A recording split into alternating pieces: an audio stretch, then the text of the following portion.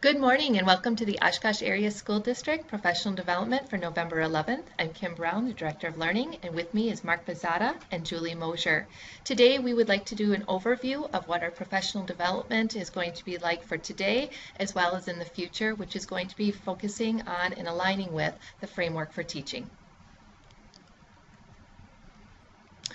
When I was in college, I thought it would be a great way to impress this young lady that lived just a couple of apartments down from me to bake her some banana bread. And as I was reading the recipe, I unfortunately read the teaspoons of baking soda and baking powder as tablespoons of baking soda and baking powder. So I finished baking the bread. It looked great. It smelled fantastic. But when I brought it over to her and her roommate and had them taste it, the roommate very politely didn't say anything, but the young lady that I was trying to impress looked at me and said, "Did you taste this?" And when I did, it was just awful. Well, assessment is no different in education. We need to take little tiny bits and pieces of formative assessment as we teach so that we get a sense of what the end product is going to look like. Now, this fits in really well with DeFore's four essential questions. In particular, it fits in well with the question of how do we know that each student has learned the learning objectives described in our professional learning communities, and every time we collaborate, we are focused on those four questions. But in addition, we know that in the Oshkosh Area School District, we have a strategic plan.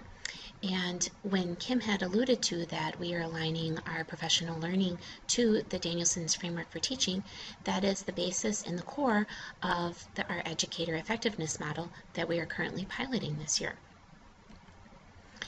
Here's Charlotte Danielson's framework for teaching. You'll notice that there are 4 domains, and in our collaboration session or professional learning today, we are going to be focusing on assessment.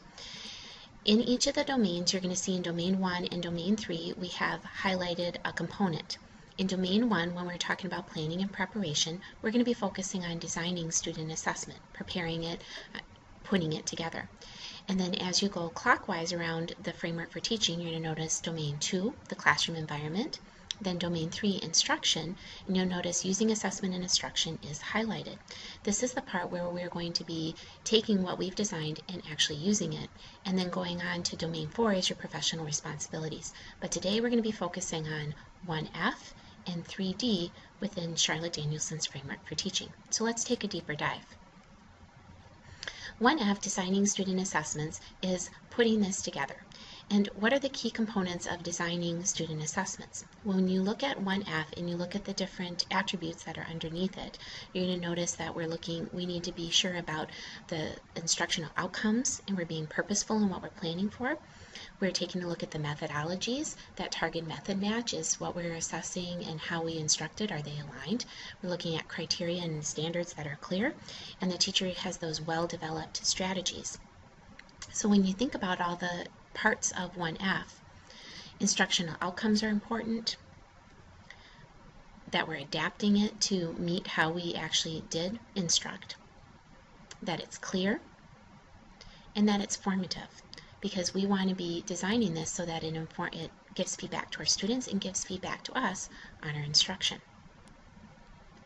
So some examples of this might be, you might be working on a rubric. So you have a teacher who has worked on a writing rubric for research assessments and has drawn on multiple resources, levels of expectations, and everything's clearly defined. So you put that rubric together. The teacher creates a short questionnaire, and you're doing some more self-assessment to say how are they using their responses, how are they organized, and what are you going to do for the next lesson, and others. I'm sure that you guys can think of many examples of where you're designing the assessments. But you can design beautiful assessments. It all comes down to how you use them. And that's in Domain 3, using assessment and instruction. So within that, we want to see students are aware of the assessment criteria, and the teachers are monitoring students during that time, that there's a lot of questioning going on, and that questioning is being used to diagnose or give evidence of learning. Teachers are giving feedback to groups of students, but also students are giving feedback to each other, or maybe to the feedback to themselves through self-assessment. And so key words here are that the students know the criteria, the teacher's monitoring it, the students monitoring it, you're using that information that you're getting to diagnose and move forward. You're giving feedback. Feedback is the key. And that there may be self-assessment by the learner. So once again, going back, 1F is about designing it, but 3D is about actually using it within the classroom. So examples of 3D is the teacher circulates during small group or independent work and is offering suggestions to the students because you're noticing things and giving them feedback. The teacher uses specifically formulated questions. You have questions already in your mind and you're eliciting evidence of student understanding. You've purposely selected those questions. And then you're correcting errors and engaging back in the task with that student. And then once again, there's going to be many other examples of using that. Well, to finish my story, the banana bread didn't work very well at getting the attention of the young lady that I was trying to impress, but I was able to get a date with that roommate, and now, nearly 20 years later, we've been happily married for 13 years. In the end, everything worked out for Mark in his little experiment with assessment, or in his story for assessment. And the same thing is true in the Oshkosh Area School District. That is all going to work out in the end. I've heard from a lot of teachers and a lot of educators that we've been over-assessing. I don't have time to teach. When am I going to have time to teach? I'm constantly assessing. And I challenge you to take a look, to think about assessment in a different way. When we think about standards-based learning, we set the learning target. We design instructional activities for students to use in the learning process. We check for understanding, in other words, assessment, and then we give the learner feedback. It's all part of a learning progression. It's all part of a cycle. And so it's not the assessment itself that's really causing problems or that's not allowing us to teach, but it's how are we using that data and how are we using that assessment to inform instruction and to inform the learner.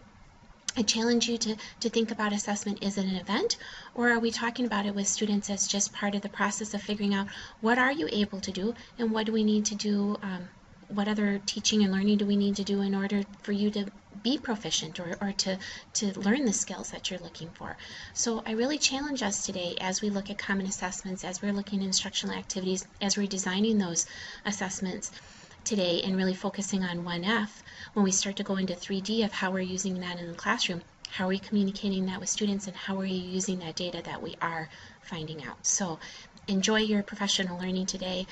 Best of luck to all of you, and thank you for everything you do for students in the Oshkosh Area School District.